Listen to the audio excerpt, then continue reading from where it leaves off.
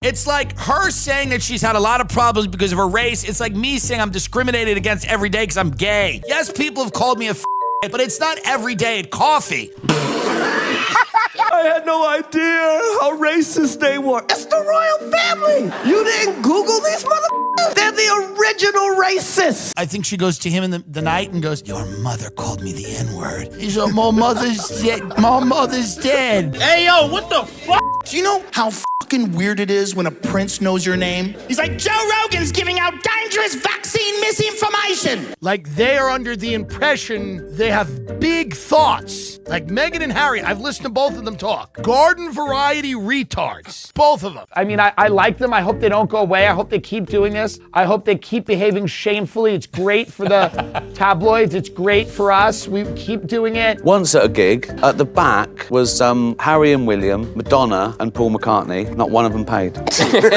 And I'm literally at the party. They're showing me text of this woman begging people to like hang out. She's trying to get places. It's sad. The moment Tim Dillon aimed his unfiltered rage at Meghan Markle, it was clear a new line had been crossed. This wasn't just another series of jokes. It was a cultural execution broadcast for the entire world to see. To truly understand how Meghan and Harry became the targets of comedy's most brutal new voice, we need to look at three things. First, Dillon's savage and deeply personal character assassination. Second, the widespread comedic consensus from legends like Chris Rock that proves he wasn't alone. And finally, the couple's own bizarre public behavior that provided all the ammunition. There's one moment, in particular a scene from a new Family Guy episode that is more damning than any stand-up routine ever could be. It's a punchline so controversial that insiders are reporting the Sussexes are furious and considering their options. It has to be seen to be believed, and we will get to it. But first we have to start with Tim's takedown that ripped their entire public persona apart. He began by attacking the very foundation of their story, the idea that they were victims. He immediately zeroed in on the most glaring contradiction, their claims of hardship being delivered from a life of unimaginable luxury. He saw their entire Netflix documentary not as a cry for help, but as the ultimate performance of clueless privilege. It's very interesting to make a 3-part documentary on Netflix about how bad things are while living in a castle.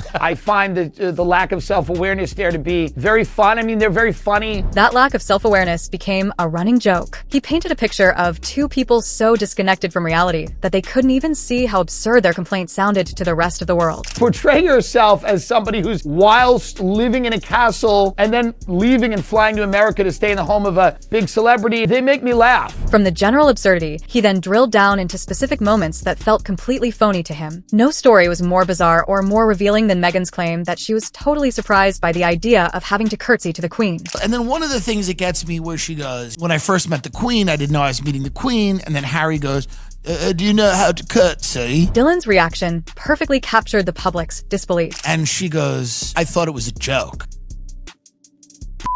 What do you mean? You thought it was a joke? She's the Queen of fucking England. But the jokes about the curtsy were nothing compared to the assault on their most explosive claim, royal racism. Comedy legend Chris Rock tackled the topic head-on, and his take became the definitive verdict. Meghan Markle seemed like a nice lady, just complaining. I was like, didn't she hit the light-skin lottery and still going on complaining? But then he brilliantly pulled the rug out from under her entire premise. Going on Oprah, I didn't know. I had no idea how racist they were. It's the royal family. You didn't Google these motherfuckers? They're the original racists. He used a perfect analogy that destroyed her claim of being blindsided. The fuck is she talking about? I didn't know. That's like marrying into the Budweiser family and going, they drink a lot. And in his final masterstroke, he reframed their most explosive claim as something completely normal. They wanted to know how brown the baby was gonna be. That's not racist, because even black people want to know how brown the baby gonna be. Shit. Once Chris Rock opened the floodgates, Tim Dillon echoed the sentiment with his own brand of brutal honesty, arguing that Meghan was dishonestly using race as a shield. It's like her saying that she's had a lot of problems because of her race. It's like me saying I'm discriminated against every day because I'm gay. Yes, people have called me a but it's not every day at coffee. He then took that idea to its most extreme and savage conclusion, imagining a conversation so vile and absurd it showed nothing but contempt for what he saw as a total fabrication. I think she goes to him in the night and goes, your mother called me the N-word. He's like, my mother's dead. My mother's dead. The punchline he delivered was designed to be the final brutal nail in the coffin of her story. And she goes, well, your other mother, that old Oh, the Queen Mommy called you what again? She called me the N-word, and she used the R at the end. With their entire story of suffering exposed as a performance, it became clear their motives were not what they claimed. The comedians believed the real answer was much simpler and far more shameless, with Tim Dillon arguing their escape to America was never about finding peace, but was a cold and calculated business decision to immediately cash in on their royal drama and alleged trauma. Came to America and immediately started to monetize the horrible things they had gone through, and everybody eventually got sick of them because it was so crass and everybody could see immediately what they were both about. But the public and the industry got tired of the act. Their attempts to cash in started to backfire spectacularly. The most infamous example was their Spotify deal, a massive payday that reportedly produced very little content, leading to a humiliating public failure for them and a huge financial loss for the company. Now the articles are coming out that Spotify lost a lot of money, giving them money to do all these things that they never ended up really doing, and nobody ended up listening after the first few episodes. This idea of getting paid for nothing tapped into a classic critique of the royals' a deep sense of entitlement. It's a theme comedy legend Ricky Gervais has hammered for years, showing that the Sussexes were just the latest and most obvious example of a system built on getting things for free. Once at a gig, at the back was Harry and William, Madonna and Paul McCartney. Not one of them paid.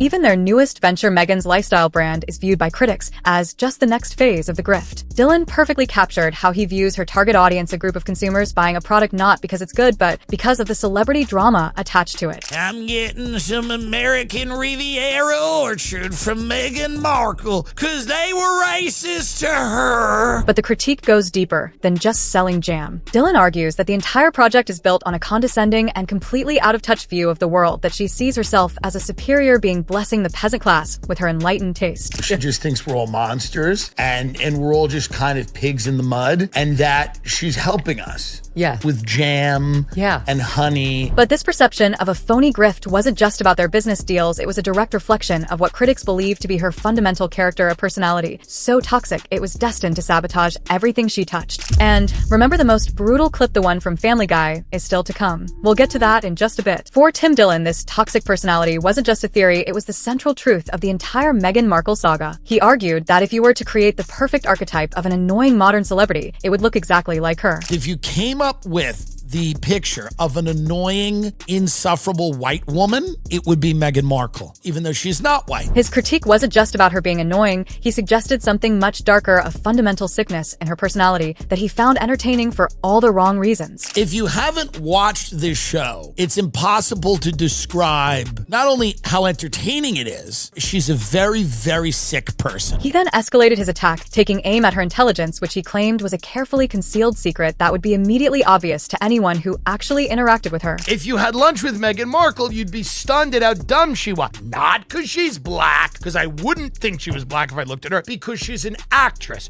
who was on the show Suits. He didn't stop with just her lumping both Meghan and Harry into the same category with one of his most savage and heavily censored insults. Like they are under the impression they have big thoughts. Like Meghan and Harry, I've listened to both of them talk. Garden variety retards. Both of them. This all painted a picture of a person who didn't have friends, only targets driven by a relentless and singular hunger for power. She has people whose necks she can step on to get to the next level. She does not care about other human beings. She only wants power. But these were just insults from a comedian. To make his case, he needed proof. Then a real-world event happened that seemed to perfectly illustrate his entire point. The infamous New York car chase story became Exhibit A for manufactured drama, and Dillon immediately called it out as a complete fabrication. And then they started to lose relevance, of course. So what they did was they cooked up this false flag where they were going to try to simulate his mother's death in New York. This I like. His skepticism was quickly validated as reports began to surface from people who were actually there, including the cab driver. They simulated some type of car chase in New York City that didn't really happen.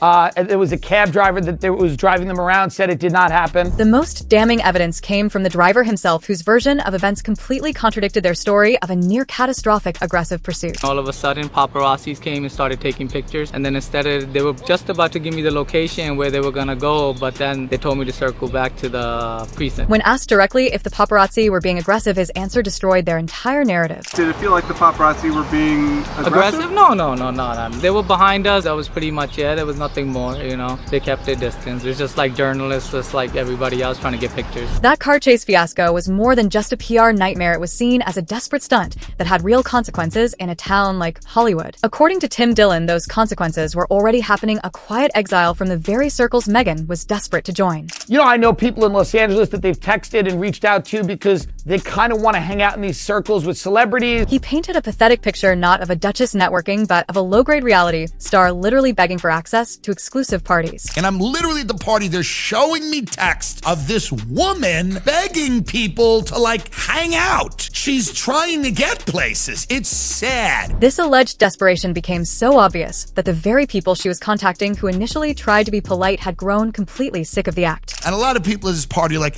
hey man, you know, we text her back. We try to be nice. You know, she's the Duchess, but we've had enough, right? We've had enough of her and she's, you know, it's enough. It all supported Dillon's central theory that she was just a real housewife-style character who had married into royalty purely to upgrade her own status in Beverly Hills. Nobody is a realer housewife than Meghan Markle, who married this ginger retard and took him out of his racist family so that they could live in Beverly Hills and make documentaries about people without hands. While Meghan was allegedly failing to climb the social ladder, Harry was actively burning bridges with the most powerful figures in their new media world. There was no better example than his bizarre and unprovoked public attack on Joe Rogan, who seemed completely blindsided by the whole thing. This is a true story. One time, I just woke up, I'm in my underwear, I plop down in front of the TV, I turn it on. The moment I turn it on, Prince Harry's talking shit about me. The attack was specifically about dangerous misinformation, a strange accusation for a prince to be making against one of the world's most popular podcast hosts. Do you know how weird it is when a prince knows your name? He's like, Joe Rogan's giving out dangerous vaccine misinformation. Rogan's response was perfect. He completely deflated Harry's self-important crusade by pointing out the absolute absurdity of the situation. And my first thought was, did I? I might have. After alienating everyone with desperate social climbing and baffling public feuds, their public lives were in ruins. With their narrative and business plans collapsed, all that was left was for their entire existence to become the punchline itself. For a comedian like Tim Dillon, that punchline wasn't just a joke, it was a goldmine of content. He openly hopes they continue their bizarre public behavior because it's just too entertaining to watch. I mean, I like them. I hope they don't go away. I hope they keep doing this. I hope they keep behaving shamefully. It's great for the tabloids. It's great for us. We keep doing it. He has fully embraced them not as royals or victims, but as these two deeply unserious clowns who have accidentally created the greatest reality show on earth. I have embraced these two clowns. I like them. Yes, they're grifters. Yes, they're deeply unserious, and they're not that bright, but I respect how far they've gotten. This is the final stage of their public downfall. They've gone from being royals to being jesters in Tim Dillon's court. Now their story has become so absurd, it's officially the source material for one of the world's most famous cartoons. It's time for the clip we promised you at the beginning, the one you've all been waiting for. Here is the now infamous punchline from Family Guy. Doesn't history pretty much suck? I mean, the Crusades, Prince Harry marrying Meghan Markle.